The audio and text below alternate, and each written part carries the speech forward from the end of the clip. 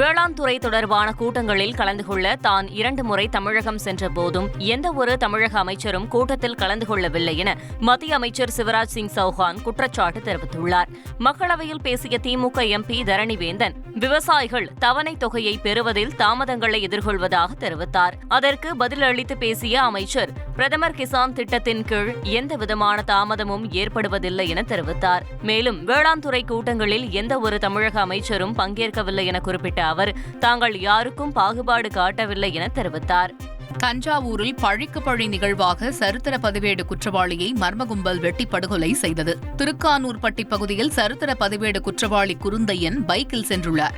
அப்பொழுது காரில் வந்த மர்ம கும்பல் அவரை சரமாரியாக வெட்டிவிட்டு தப்பி ஓடியுள்ளது. இதில் சம்பவ இடத்திலேயே குருந்தையன் உயிரிழந்த நிலையில் சம்பவம் தொடர்பாக விசாரணை மேற்கொண்டு வரும் போலீசார் மர்ம கும்பலை தேடி வருகின்றனர். தந்தி டிவியை உங்கள் கேபிள் டிவி ஆபரேட்டரிடம் இலவசமாக கேட்டு பெறுங்கள்.